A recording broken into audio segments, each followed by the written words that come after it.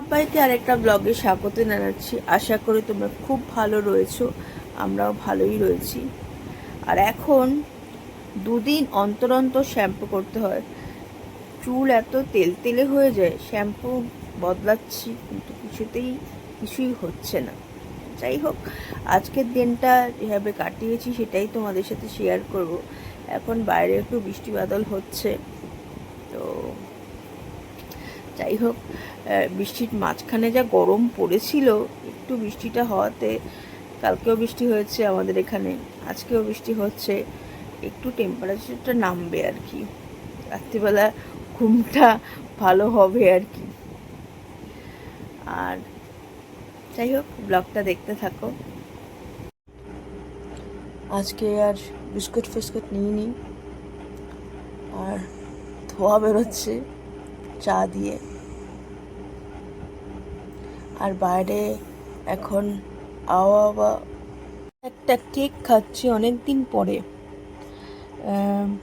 কালকে একটা কেকের প্যাকেট কিনে এনেছিলাম, তো সেখান থেকে একটা কেক আজকে খাচ্ছি।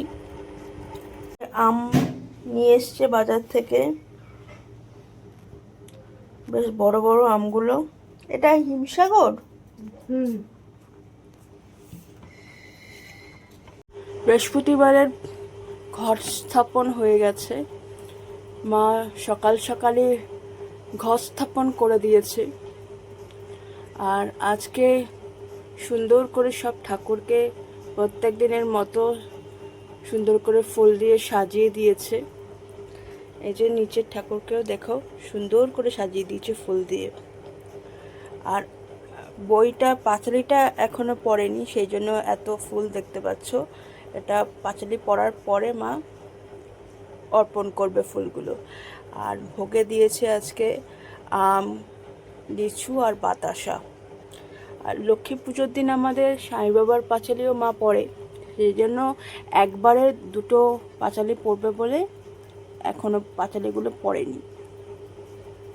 দিন আগে দেখলাম যেটা আগের সরকার চালু করেছিল বেকারদের জন্য, যারা চাকরি পায়নি তাদের জন্য, যুবদের জন্য যে স্কিমটা চালু করেছিল, যে সেখানেও এই সরকার 3,000 টাকা করে নাকি দেবে শুনছিলাম।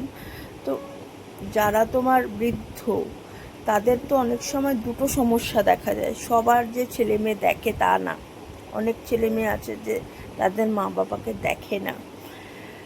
আর যদি তাদের সেভিংস থাকে তো হয়ে গেল, তাহলে তাদের লাইফ সেভড। আর যদি সেভিংস না থাকে তাহলে তারা অসীম বিপদে, কারণ তাদের একটা বড় বিপদ হচ্ছে অসুখ, চিকিৎসা। কারণ এখন অসুখ বলে আসে না, কম বয়স মানে জন্মের পরেই অসুখে পড়ে যাচ্ছে বাচ্চারা। আর বৃদ্ধ বয়সে তো কত রকমের অসুখ আছে। তো ওই জিনিসটা সব থেকে, ওই ভাতাটা বেশি হওয়া উচিত আমার মনে হয়। কারণ এল্ডাররা তো, এই যুব বলো বা যারা মহিলারা যে টাকাটা পাচ্ছে, তাদের সাপোর্ট করার জন্য তাদের সন্তানরা রয়েছে, হাজব্যান্ড রয়েছে, বাট মানে যারা বয়স্ক, অনেক বয়স্কদেরই সন্তানরা সাপোর্ট করে না, তো তখন তাদের খুব বিপদ। ওই ভাতাটা বাড়াটা উচিত। তো তোমাদের কি মনে হয় জানিও। আমার ওটা মনে হলো যে এই বিষয়ে যদি একটু সরকার ভাবে তাহলে অনেকের উপকার হবে। এটুকুই বলার ছিল। লাঞ্চ মেনু ভাতের মধ্যে উচ্ছে সিদ্ধ দেওয়া হয়েছে, এখানে মুসুরির ডালের সাথে খাওয়ার জন্য পটল ভাজা আর রাঙা আলু ভাজা, লেবু কেটেছে, এখানে মাছ, আচ্ছা ওখানে আমের চাটনি, আর এখানে আম কেটেছে। এই হচ্ছে আমাদের লাঞ্চ মেনু আজকে। ভিডিওটা এখানে এন্ড করলাম।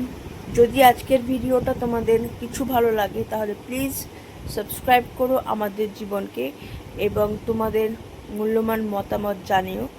এবং আরেকটা ভিডিও নিয়ে কালকে আবার তোমাদের সাথে দেখা হচ্ছে। Bye bye.